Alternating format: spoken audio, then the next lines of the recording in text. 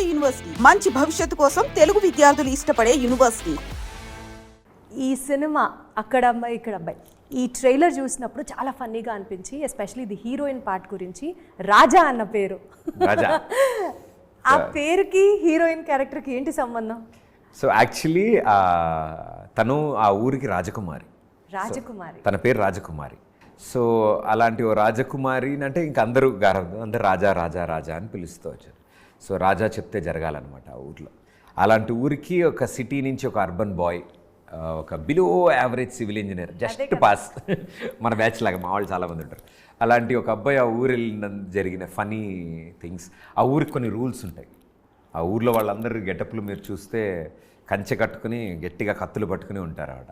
అలాంటి చోటికి నేను వెళ్ళడం, నేను ఫేస్ చేసిన సిచ్యువేషన్స్ ఏంటి అండ్ వాటి నుంచి ఎలా బయటపడ్డాను అనేది ఒక ఇంట్రెస్టింగ్ వేలో ట్రైంగ్ టు ప్రెజెంట్. మొత్తానికి ఇంజనీర్లని మేస్త్రి చేసేసి మళ్ళీ దాన్ని నీట్గా పాలిష్ చేసి ముఠా మేస్త్రి స్టెప్ పెట్టి ఏమన్నా నా అసలు మేనేజింగ్ అసలు లేదు, అలా లేదు. It is from the start script నుంచే చదువుకోవాలి. అసలు ఆ డైలాగ్ వినగానే మేము అందరం కూడా నవ్వుకున్నాను. మేస్త్రి ఏంటారా, నేను సివిల్ ఇంజనీర్ ఎంత కదా, మాకు అవన్నీ తెలియదు. మా ఊర్లో ఈ పని చేసేవాడు మేస్త్రి అని అంటాం, మేస్త్రి అని పిలుస్తారు. సో నన్ను అందరూ మేస్త్రి అని పిలుస్తారు సినిమా అంతా, వాళ్ళకి అలాగే అలవాటు. సో ఐ మీన్ అంటే అందుకే ఇంకో డైలాగ్ కూడా వస్తుంది కదా, ఇంజనీరింగ్ చదివిన వాళ్ళందరూ డాక్టర్ తప్ప ఏదైనా చేసేయగలరు మన దేశంలో. కానీ నెక్స్ట్ టైం నుంచి సివిల్ ఇంజనీర్ పాస్ అవుట్స్ అందరూ ముఠా మేస్త్రులను కాల్ వేసుకోవచ్చు, అంత పాపులర్ అయింది అది. అలానే అనిపించింది నాకైతే. ట్రైలర్ వచ్చినప్పటి నుంచి ఇట్ ఈస్ వెరీ నైస్. అన్న నేను కూడా మేస్త్రి, అన్న నేను కూడా మేస్త్రి అని కమెంట్స్ పెడుతున్నారు. ఇంకా ఆ మేస్త్రి గ్యాంగ్కి లీడర్ ఎవరన్నా ఉంటే వీళ్ళు ముఠా మేస్త్రి. Very nice. సో మీది చాలా సటిల్ కామెడీ, సత్య గారిది కొంచెం యూనో వేరే లెవెల్ కైండ్ ఆఫ్ కామెడీ. మీ ఇద్దరికి ఆ టెంపో మ్యాచ్ అవ్వడం అనేది ఫస్ట్లో ఏంటి, డ్రైవ్ చేస్తూ కూడా నిద్రపోతున్నాడు అంటే మీరు కొంచెం లైవ్లీగా ట్రైలర్ చూస్తే మాకు అనిపించిన పాయింట్, ఎట్లా సింక్ అవుతుంది వీళ్ళకి, బాగానే వెళ్తుంది అని ట్రైలర్ చూస్తూనే కొద్దీ it was like wow wow wow, ఆ వావ్ ఫ్యాక్టర్ పెరుగుతూ వెళ్ళింది.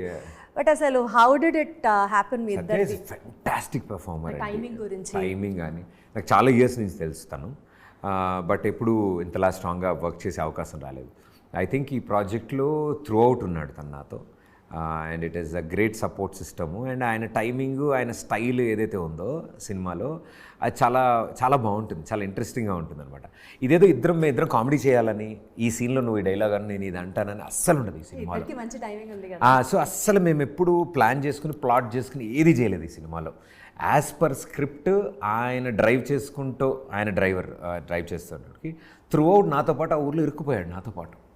సో అలాంటి వ్యక్తికి అంటే అతని కండిషన్స్ వేరుంటాయి. సార్ నేను ఊరు వెళ్ళిపోతా, సార్ నన్ను వదిలేండి, సార్ నేను వెళ్ళిపోతా అన్నట్టు ఆయన ఉంటాయి. నువ్వు ఉండవా, నువ్వు ఎక్కడికి వెళ్తావు, ఆగు, ఇద్దరం కలిసి వెళ్తాం ఆగు అని నేను.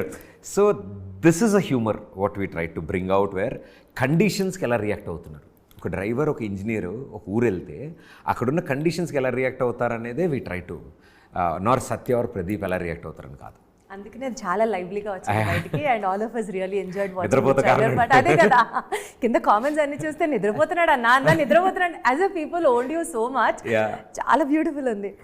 అండ్ బ్రహ్మానందం గారిని మీరు ప్రత్యేకంగా వెళ్ళి రిక్వెస్ట్ చేసుకొని ఇందులో ఒక క్యారెక్టర్ కోసం రిక్వెస్ట్ చేశారు అని విన్నాము. ఆయన పాత్ర ఎందుకు ట్రైలర్లో చూపించలేదు? అంటే బేసిక్గా అంటే వెళ్ళి నితిన్, భరత్, నేను నాకు సార్ పరిచయం ఉన్నారు ఎప్పటి నుంచో. సో సార్ దగ్గరికి వెళ్ళి, సార్ ఇలా ఒకటి ఉంది అంటే అడగడానికి కూడా ధైర్యం చాలలేదు. అండ్ ఆయన లేదమ్మా నేను చాలా తక్కువ చేస్తున్నాను, వెరీ సెలెక్టివ్ చేస్తున్నాను, ఇప్పుడు ఏజ్ అండ్ ఎవ్రీథింగ్ మ్యాటర్స్ కదా, నేను కొంచెం తక్కువ చేస్తున్నాను అంటే నేను సార్ ఊరికినే సరదాగా మీకు కథ చెప్తాం, ఊరికినే కథ వినండి సార్ మీరు, ఊరికినే తర్వాత చూద్దాం ఇవన్నీ అని కథ చెప్పాము ఆయనకి మొత్తం.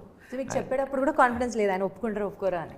అంటే మేనిఫెస్టేషన్ వర్క్ అంతే, మేము అడగాలని అనుకున్నాం అంతే. సార్ ఒప్పుకోకపోయినా మేము అలా కాదు, కానీ ఒప్పుకుంటే బాగుండు ఎవరు ఇంట్లోకి వెళ్తున్నాం కదా, అన్నీ ప్రిపేర్ అయ్యి వెళ్ళాం చాలా పద్ధతిగా, అంతా ఇది చెప్దాం అని టకటకటకట ఆయన ముందు వెళ్ళేటప్పుడు తెలుసు కదా ఏది వర్కౌట్ అవ్వ, ఏ ప్లాన్స్. సో అన్నీ నీట్గా కథ చెప్పగానే he really like the way the story was unfolding. ఆయన ఒక చాలా పెద్ద కాంప్లిమెంట్ ఇచ్చారు. దట్ మా గురువుగారు జంజాల్ గారి కథలు చెప్పే విధానం ఉంటుంది చూసారండి, అలాంటి ఆ స్టైల్ ఆఫ్ నెరేషన్ తీసుకొచ్చారు మీరు. ఒక ఊరు, ఆ ఊర్లో ఏం జరుగుతుంది, నాకు చాలా బాగా నచ్చిందమ్మా. సార్ ఇప్పుడు చెప్పండి ఏంటి విషయం? సార్ చిన్న క్యామియో, నా డ్రీమ్ అది, దట్ నా సినిమాలో మీతో ఉండడం స్క్రీన్ స్పేస్ 1 సెకండ్ అయినా పర్లేదు క్యారెక్టర్ డెఫినెట్లీ చేద్దాం అన్నారు.